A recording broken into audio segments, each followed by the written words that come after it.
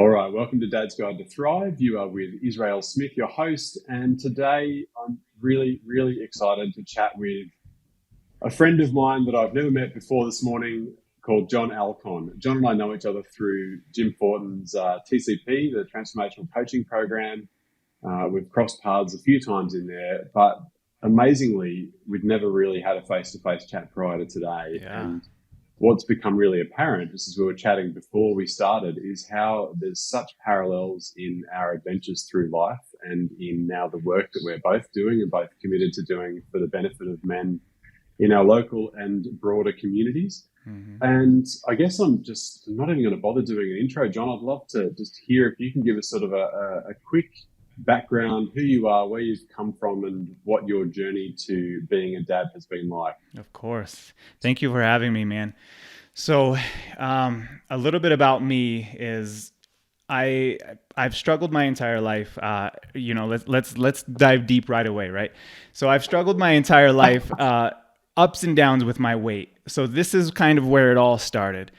It definitely had a lot of weight struggles growing up, and why I want to touch on this right away is because being a bigger kid growing up, it has such effect in our on our self-worth, right? So I want to kind of, like I said, take a deep dive there first because of growing up as the bigger kid, you don't even realize how it affects your self-worth or your life and how it transitions into your adult life, right? So a little bit about me. 2011, I decided to take control of my life. I finally had to get pissed off at myself. I was unhappy. I was depressed, kind of like we were talking about earlier. I was overweight. I was doing drugs. I was an alcoholic. Most nights I was drinking till, blackout drunk. And I finally had to get Wow. upset at myself. I had to get pissed off, and something needed to change, right? I was in a toxic relationship. Just so many things that, to use the word, I don't use this word often anymore, but I hated where I was. I hated life at that point. That's when I made the change to, I hired a personal trainer. Something that I struggled with for a long time. I took the jump, scared shitless of the gym because I didn't know what a workout machine was. I didn't know how to lift a weight. I had no idea about any of that. So that's why I decided to make the jump into buying a personal trainer. Absolutely loved what he did for me. He changed my life, and the success that I saw with myself made me want to do that for other people, right? So I became a personal trainer shortly after that. And as I started to continue down this journey, I realized that we seek happiness from external solutions, right? So losing weight, working out, we think that's going to make us happy. And what I started to realize as I was working more and more with people is that they were losing the weight, they were getting healthier, they were building muscle, getting in shape, but they were still unhappy at a core level, right? So made the transition, not too long ago, 2018, into life coaching. And now I solely focus on helping men, in short, to find their purpose, because that's one of the biggest trends that I'm seeing is many guys struggle with feeling purposeful on a daily basis. And that transitions into every aspect of life, your self-worth, your relationships, your jobs. And when you're not feeling purposeful, you're going to not live the life that you want to live, right? So that's a little bit of a deep dive into, why I kind of got into what it is that I'm doing right now. Yeah, thank you for that. So Yeah. it's funny, 2011 was when shit really hit the fan for me too. So Yeah. maybe there was just something in the planetary alignment Right. back then. You might Um, be right.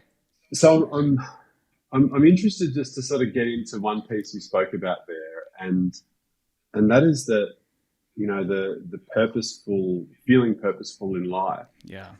One of the things that I can certainly relate to as a dad, especially casting my mind back to when I was really at my lowest, is that as dads, we realize that, we have, well, for a lot of us, we have it all. Like we're well, we might be physically healthy or on the way there. We're in a good relationship. We have beautiful children that we love to the ends of the earth and back. Mm-hmm. And despite all of that, we can still feel like we're flapping about rudderless. Like we can still feel Absolutely. like there's just this piece missing, right? So that tension there, can you talk to that? Like what you've uncovered working with your clients and the men over your journey of like, how do you help men? I feel like there's two parts. There's first of all, like acknowledging that that's okay. And then the second part is then to sort of work out what to do next. Because I Right. feel like along with that would be just this profound amount of guilt and shame. And I can relate to this myself. Like Yeah. I should be feeling like Absolutely. everything's great. I should be feeling like I'm on top of the world. I've got a great wife, great kids. I have my health, da da da da. You know what I mean? Like that. I'd love to Absolutely. just dig into that. Yeah. Man, that could be this whole conversation, to be honest. But um, Look, so be it. yeah, I know, right? As you said, though, it is like we have it all, right? But there are so many guys that are still just feeling purposeless, and it's hard to wake up when you are working from that state of feeling purposeless, right?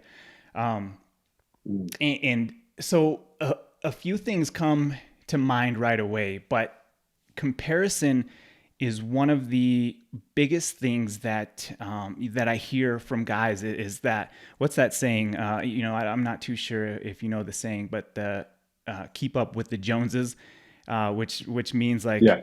yeah. So you've heard that, but a lot of times these guys are basing their self-worth off of their cars, off of their careers, off of their bank accounts. Mm, Um, so they're just constantly playing catch up, right? They're trying to have the fancy car and the fancy life, but not necessarily able to mentally or financially keep up with it. So they're going into debt.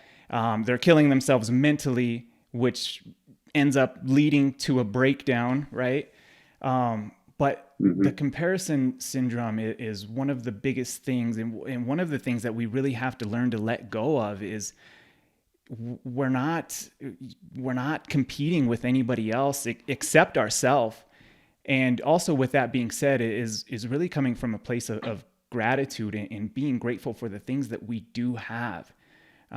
Like you said, Israel, when we are working from that place of we should be somewhere else, we should be further along, we're often missing the piece of being grateful for what it is that we do have right now.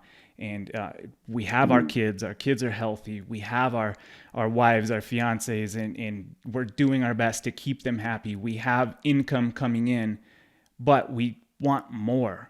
Why is that? And oftentimes it's because we're not grateful for the things that we truly do have right now. Yeah, that's so good. And I love that. It really echoes a lot of what you were saying at the outset when you used to be purely a fitness trainer and you would be helping people transform their physical appearance, but it was still not transforming how they felt about themselves in Right. terms of their own sense of self-worth or self-value and Yeah. self-love, Yeah. and I think there's a lot in that, and it's no surprise to me really when you sort of come back to that and connect those dots, because I really can appreciate in my own experience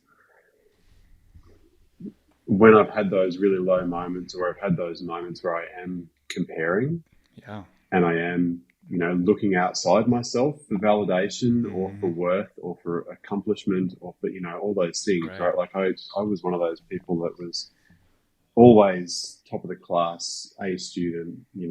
I graduated from high school in like the top 10 of my year and ended up getting Nice. a scholarship that paid me to go to university and all that sort of stuff. So I was a very, very high achiever. Good for you. But thank you, except that for my entire life, I basically hated myself. Right. Right, like it was something that I discovered when I really dug into the work with Jim Fortin and TCP. When I went, Yeah. wow, I really don't like who I am in the Yeah. quiet moments. Right. Right. I'm not okay with myself just being myself on my journey to learn and grow and evolve. Right, and Right. And so I feel like that piece of like putting our happiness and our worth and our value external to ourselves, whether that is through, like you say, the fancy car and the house and the things like that, whether it's the relationships and the family, whether it's even just how we appear physically, um, it's a recipe for disaster, really, Absolutely. isn't it? Like it's so interesting. And I think, so one of the things that I think has become really evident to me over the past couple of years, and I'm sure you can echo this and perhaps talk to it, is how when we begin to appreciate ourselves just as we are and be grateful for who we are and all of the gifts that we've been given inherently, whatever that may be, we can begin to let go of this sense that we have to keep up with the Joneses. Right. But then how does that go from that piece to then feeling a sense of like purpose in life? Where do you, like, how do you connect those pieces? Because I'm projecting here, I'm guessing, I'm speculating that a good chunk of your initial work with a client on the life coaching tangent is going to be, okay, let's just get you feeling good about who you are, right? Let's just sort of help you connect to yourself so you can go, you know what, I can look in the mirror every morning, regardless of my bank balance, regardless of what I do or what I don't do, I'm okay. I'm lovable. I'm worthy. I have value. Yeah. Starting there, then what? Right. You touched on self-love, and that is a much bigger aspect. That's a much bigger topic than we make it out to be, especially us as men. But that self-love piece is truly the starting point. And, I used the word earlier, I hated where my life was at, right? But, to even go deeper, I honestly hated who I was at that point in time. And Yeah. so with that, I was having negative self-talk. I would avoid looking at myself in the mirror, to be honest. And these are things that I hear a lot of guys tell me as well.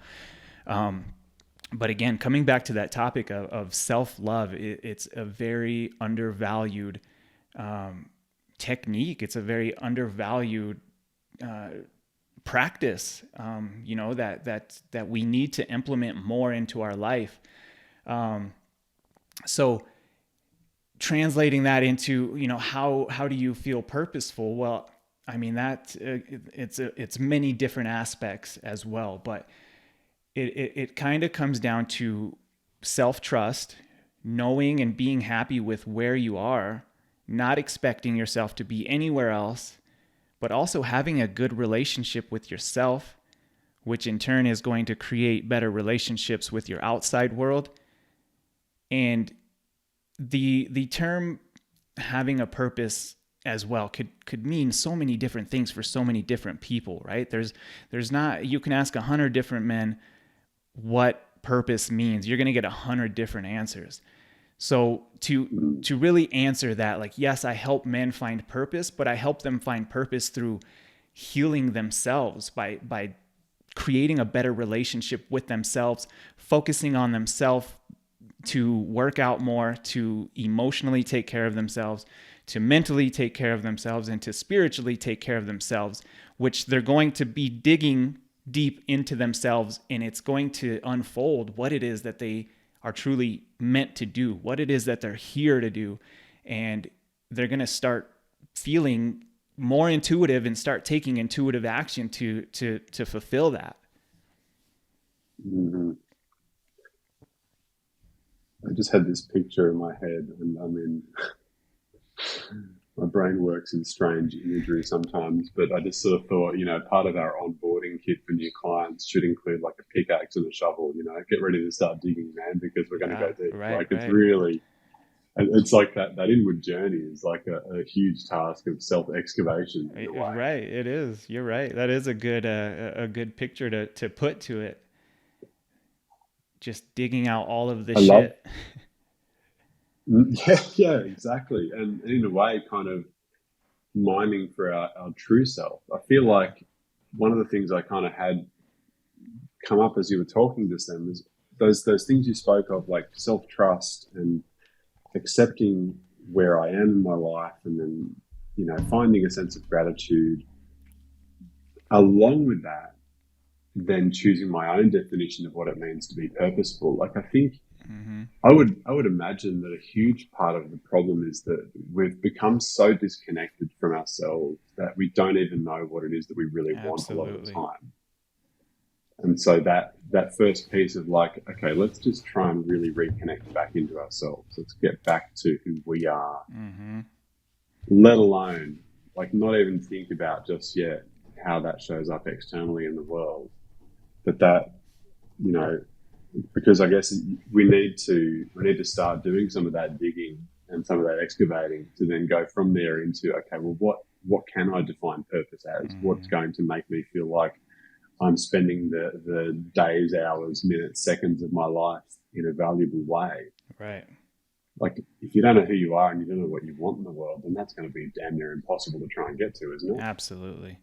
Absolutely. And you hit, the nail on the head is it is going to require that deep dive, that self excavating in order to start realizing what that is, what that purpose is.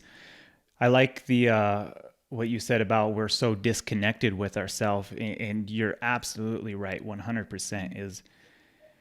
And so this is something that I like to talk a lot about is the convenience of the world, right? I truly believe that the convenience of the world is destroying us as humans. And why I say that is because there is so much noise in the world. There's so many thought leaders. There's so much so many tools at our disposal within seconds that we don't know what to really pay attention to or what to truly how to learn, right? So we become disconnected with ourselves in there's been times where I've found myself, as an entrepreneur, getting caught up in like the shiny syndrome, right? What's that saying? There's so many different things, and Like the shiny object. yeah, Yeah. yeah. But so when I find myself in that spot, it's like I need to take a step back. Holy shit, why am I searching again, like we were talking about earlier? Why am I searching for some type of external source to make me feel okay? Which again, like I said, that's when I start doing that, I need to take a step back and kind of reconnect with myself, because that's when I am feeling disconnected with myself.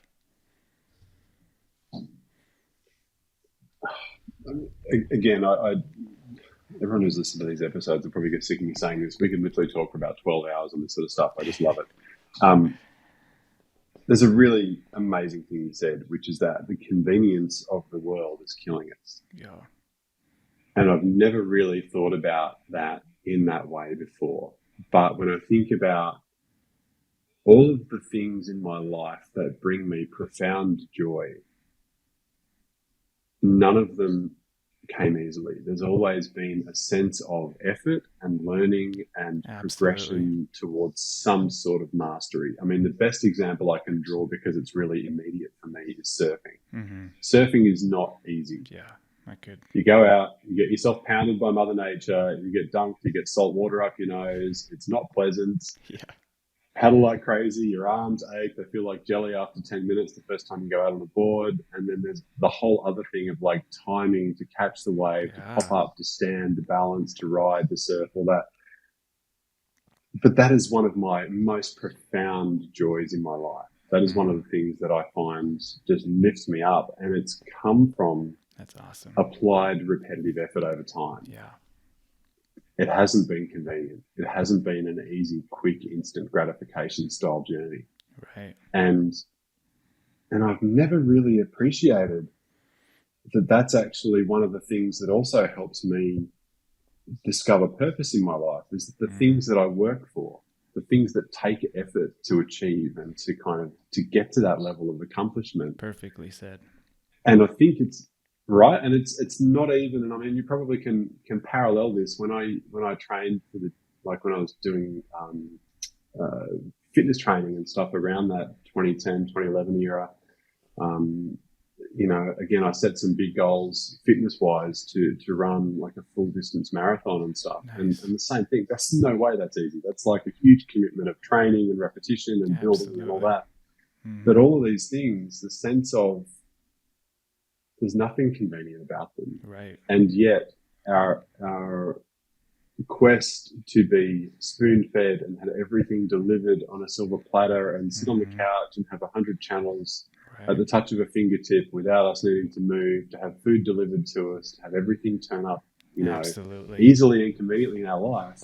Like, we don't know ourselves as people who can actually dig deep and be resilient and accomplish things anymore. Absolutely. I, one of my biggest topics, like I said, is that that convenience of the world. But if you really break it down, it's causing, if not all of the problems in our life. I have, guys that would rather watch porn for the quick pleasure rather than trying to please their spouse, or can't please their spouse anymore because what it is they're consuming with the porn. Guys that are letting YouTube teach their kids, instead of actually taking the time to sit with them and learn letters and reading, or, like you just said, you can have your groceries delivered to you without leaving your house. Amazon will bring you anything in 2 days. We do not even have to try anymore to have anything. And, this could be a topic into when, if you want to go back into, primal days when hunting and gathering and creating fires, like, how we've evolved into what it is that we've evolved now. I truly do believe that it is destroying us. And no, I don't expect anybody to go back to having to only hunt and, to make fire with sticks. But we do need to have some tough things in our life, right? To, again, like you said, to have that pleasure of feeling accomplished and purposeful and things that we need to work hard for to just feel good about ourselves. There's guys that haven't worked out in who knows how many years, or had any type of adrenaline rush in who knows how many years, and it's just leading to where we are as a society of just being so unhealthy and weak, and yeah, that's. God, it's, for me, the big through line here is just, it's the real journey is the journey of getting to know ourselves deeply, and then growing and expanding who we know ourselves to be. Yeah. And that only comes with challenge, right? Like, there's that, Yes. That parable of, like, I think there was a rabbi telling a story about a lobster, and he's like, lobsters only ever grow when they're willing to get rid of their hard outer shell and be vulnerable and then expand. But if you just stay inside that, then you never grow, you never learn, you never become the next version of yourself. And so that kind of thread there of, we need to have difficult things in our life. We need to have things that we can strive for and work for over a period of time, like whether it's a personal best at the gym, or, whatever your deadlift is, or however fast you can run 100 yards, or whatever it is, like that. Those things that we work for, where it requires effort, like, in a way, we're building our resilience. We're building our ability to know ourselves as a stronger, bigger version of who we are. Yeah. And then that becomes like the pursuit in its own right, in some respects, to go, oh yeah, I can do that. Absolutely.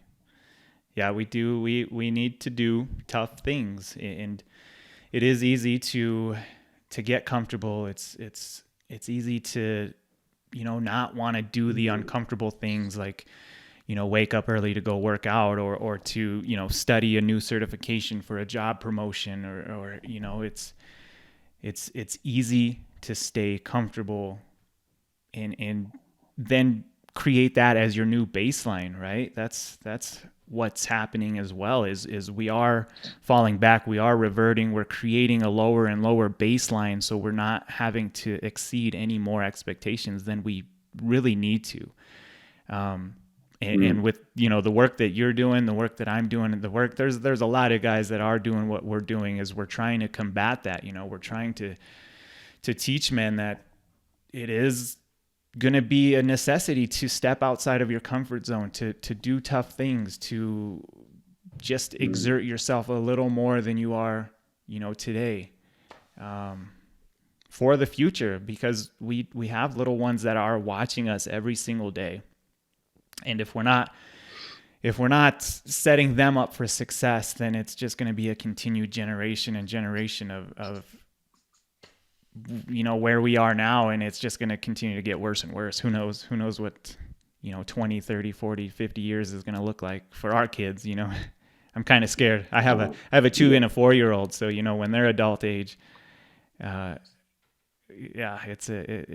can be a scary thing. But again, like, life is what you create it, right? There's a lot of things happening in the world that doesn't truly pertain to us, and so it is up to us to teach our kids to be more self-aware, so that they can create the life that they want to create, even though the world is falling apart. Their world doesn't have to fall apart. You know what I mean? Mm-hmm. Yeah, I totally agree with that. I feel like there's a lot to be said for kind of becoming very conscious about your inputs, just so you go, okay, there's a whole bunch of crazy shit going down in the world. However, day to day, month to month, does my life really need to bring all of that in, or can I just actually focus, on my own circle of responsibility around my feet and then the people that are nearest and dearest to me? Yeah. So Yeah. I really feel like the thing that I'm drawing out of our chat most at the moment is that we really need to reflect on where in our life we are putting our happiness and our validation outside of ourselves. Mm-hmm.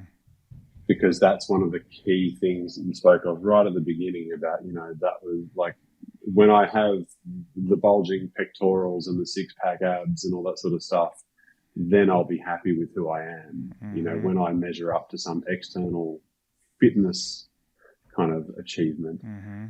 But then the thread there is that regardless of where we do that sometimes for people it's physical, sometimes it's financial, sometimes it's, the house or the car or the trophy wife or the what have you. Mm-hmm. But while ever we're living from that place, we're never going to feel any sense of purpose or fulfillment, because Absolutely. We'll always be playing catch-ups to somebody else's game. Absolutely.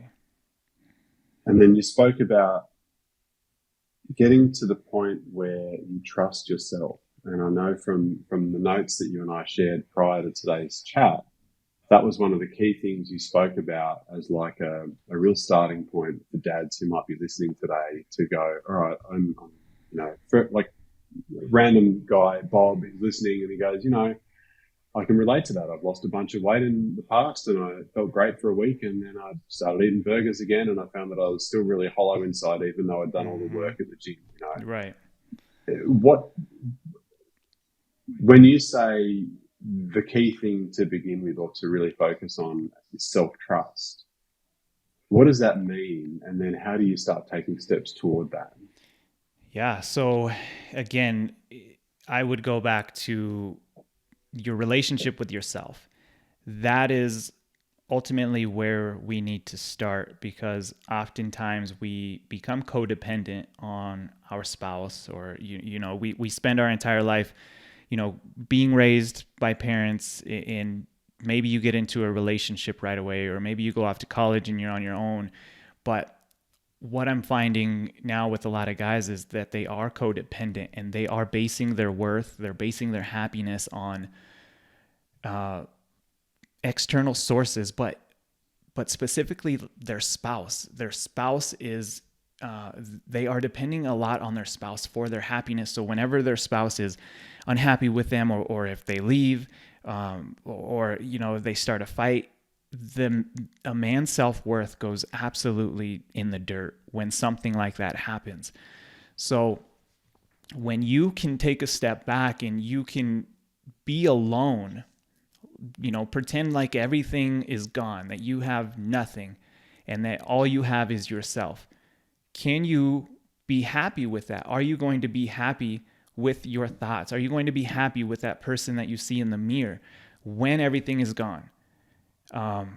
And that's truly where it needs to start. And I found myself there at one point, and really taking this deep dive, and Jim uncovered so much with me as well. But I realized that I didn't have the best relationship with myself for a very, very long time. And I was basing my happiness, my worth on external sources. That's the easiest way to sum it up.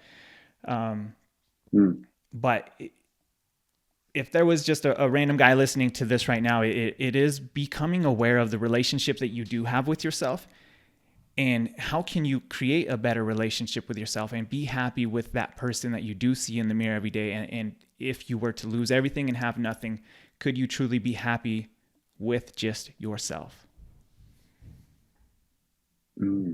Wow. I imagine, and I can relate to this from previous, journaling exercises I've done myself. Like, that's kind of scary. Yeah. For a lot of us to reflect on. Definitely. If everything that we know ourselves to be, if everything that we would previously have said defined who we are, our job, where we live, our possessions, our relationships, all of that, if that was all taken away and it was just us sitting in the dark on our own, would we be all right? You and your thoughts. Yeah. Wow. And so I suppose that's a very extreme illustration to help us kind of go, all right, that's like, ultimately that's the goal, right? To be able to say, no matter what happens in my life externally, no matter what I have or don't have, I'm okay with who I am. Right. And I can sit in the dark with my own thoughts and be comfortable, be happy, be all right. Yes. The first step to that, in my experience, and I'd love to hear what your thoughts are there, one of the first things that and I think it does come back to that self-trust piece, was just beginning to take little tiny actions on a consistent basis that demonstrated some sense of self-value or self-worth, right? Like, perfect. And for me, for instance, it was okay, I'm just going to start doing a 5-minute meditation every day. And what I'm doing in that is sitting still and, putting on like the meditation app or a guided thing or whatever, flavor kind of hit me at the time. But that was just about carving out that bit of time for me, I should say, to demonstrate that I'm worth taking that 5 minutes just to help myself feel better. And so then from that, the other thing that I've learned, and I'd love to hear your thoughts on this, the other thing I learned happened kind of as a side effect of that is, in a way, I was demonstrating to myself that I was worth taking that time for, that I had enough value for that to be a reasonable and effective use of my time. And that was like that little spark that then became a bit of a flame inside me of self-worth and self-love, but it just started there. Yes. What would you say, I mean, your work, either with your clients or as a personal trainer or whatever you've done in your journey so far, if not meditation, what are some other things that you could suggest for men to just start that one little thing that they can do, that they can then rely on themselves for, that they can start to build a sense of, okay, I'm going to do this every day. And then every time you do it, you reinforce that sense of trust and that identity that you can trust yourself you're going to do that. Yeah, man. There is so much that we could touch on here, but I would have to say that it wouldn't even be anything doing, right? It would be releasing, going back to self-trust, going back to comparison, but releasing thinking that you should be somewhere else, that you should be further along, that you should have something that you don't have. Release that and come from a place of recognizing and being comfortable with where you are right now. So that would be the first action. And for me, what that took was a lot of self-coaching. That took a lot of sitting in silence and having to tell myself, or having to listen to like a hypnosis audio or workshop of the mind and really releasing thinking and feeling that I should be somewhere where I'm not. So letting go of that, and then trusting myself, trusting my journey of where I am, and then trusting that the goals in where I want to go in life, it's going to happen as long as I am taking some type of action to become better tomorrow than I was today, right? So releasing thinking and being that you should be anywhere else, self-trust of knowing that the path you are on is the right path, and also making sure that you are taking actions of becoming a better person tomorrow than you were today. And again, that's gonna look different for everybody. But yeah, like you said, it is realizing where it is that you want to go, and picking a task that you can do on a daily basis that you feel like is going to get you there. And for you, so let's say in the meditation, it is that being able to take that time for yourself. So for you, you took that 5 minutes of meditation on a daily basis, which in turn made you realize that it's okay for you to take that time for yourself, which in turn made you realize that, okay, I am worthy of this 5 minutes, which in turn is going to lead into bigger snowball effects of prioritizing more time for you to do the things that you need to do to live the life that you want to live. Yeah, so that wasn't a very short answer, but No, that's great. I just love the kind of the primary piece there. It actually reminds me. So I've just been reading Brené Brown's new book, Atlas of the Heart. And in that book, she's got this beautiful picture, which she may well have taken herself, but she said it's on like the wall of her study. And it's a picture of a swimming pool. And it's taken from the perspective of someone who's like, at the starting blocks, really low to the water, looking down the lane. And you can just see the other lane lines creeping in, and you can see the black strip on the bottom of the pool and all that. And what she came up with as to why that's such an important picture for her is because she has been able to relate when she swims laps at the pool and just purely focuses on her own journey, then that's when she has her best experience of that workout, right? Where she's just focusing on the black strip, focusing on her own technique. She's like, when I get into comparison with the person in the lane next to me, I end up hurting myself. She told a story about she like busted her shoulder trying to keep up with like a triathlete 30 years younger than her. And it was just, you go, right, okay, so I feel like that staying in our own lane kind of visual, that our journey is our journey. That piece that you said at the beginning there, like releasing and letting go that we should be anywhere else other than right here, right now. Yeah. Like it's so simple, but so profound at the same time, right? Like it's just let go and release that we should be anywhere else other than right where we are. Yes. Everything that we've experienced up until this point has all been a part of our intended journey. Wherever we are right now is exactly where we're meant to be. And then just let go of all of the other stuff, which is either marketing or comparisonitis or whatever else. Yeah. That was the most important thing that I have done, but probably the hardest as well. Yes. Yeah, because we live our life through this filter of like all of the media channels telling us what we should buy, what we should think, and how we should look, and what we should act like, and all the rest of it. Yeah. It's so challenging. And it's also one of the other things that I found difficult about that initially was that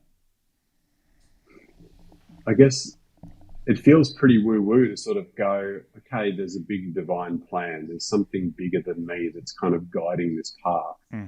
I've never been a religious person, really. I've never had kind of that, I trust in God or I trust in Jesus or any of that. Right. That's for people that is part of your life and your journey, man, more power to you. Absolutely. But for me, that's never really been part of my groove. But what I'm learning is that those things aren't mutually exclusive. It's possible to have that appreciation of this is my path that I'm supposed to be on. Mm-hmm.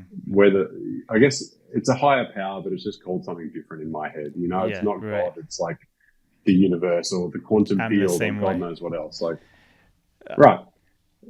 But it's tough when you've come from this background of like, as men, it's about taking the action and the doing and all of that. And Yeah. then it's about we have to make stuff happen. That's part of the masculine energy, right? Right, right. To then go back to that more divine feminine inside of us to just release and allow, and to Mm-hmm. go, okay, I'm happy just to sit here and be here right where I am in my life, and I'm actually willing to let go that I'm supposed to be somewhere else other than where I am right now. Like Absolutely. it's big and it's simple, but yeah, Yeah. I'm fully with you there. It's not easy. Yeah. Yeah. That breath you just took, that releasing of feeling like you need to be somewhere else. Right. Yeah. It's just like the collective exhale, right? Drop Yes. your shoulders. Right, right. Yeah, man, and if there was a piece of advice that I could go back to like my teenage years, like that would probably be the one piece that I would give myself, because it is so important. Mm, wow. I think we can probably just wrap it there, John. I really feel like that one thing, just, learning to let go that we should be anywhere else other than right here, and that trust in ourselves, trust in our ability to be better tomorrow, trust that our journey through this life and this adventure on the planet is unfolding exactly as it's supposed to. Yes. That's If we it. can That's sit in it. that little pocket, right, sit in that little sweet spot of all of those different things, then that's like You're good. that's the nexus. That's the bit, Yeah. right? That's the bit where we kind of go, okay, I'm all right now. I can breathe That's again. all what everybody's searching for, right? Is some type of peace in life, and again, that's peace, happiness, purpose. You ask 100 different guys, you're going to get 100 different answers, but that's ultimately what we're all searching for. We all just want to be happy. We all just want to feel peace. We all just want to feel purposeful. Right, right. All right, John. So people can find you at johnalcon.com, Yes, and sir. I'll link to that in the show notes. Is there anything else you want to share with our listeners as to how they can find you, or anything you're doing particularly that you want to highlight? Yeah. So Facebook, is where I'm most active. Like you said, I have my website, johnalcon.com. I am offering, free one-on-one clarity calls right now. But yeah, other than that, man, I'm just here to shed some light on and to help the men who need help, man. I'm right there with you, man. It has been a friggin' delight to chat to you today. Thank you Thank so you, much. man. And for all of the dads and mums and anyone else listening, thank you for being here with us as we spitballed around this idea and just kind of dug in deep. So I hope this has been of service to you. Wherever you are, please share the episode around, share this adventure, and definitely reach out to John if you want to learn more about his work and connect up with him. So, Thank and you, until man. next Appreciate episode, you. we will see you later. Thank you. Yes. Thank you. Thank you, sir.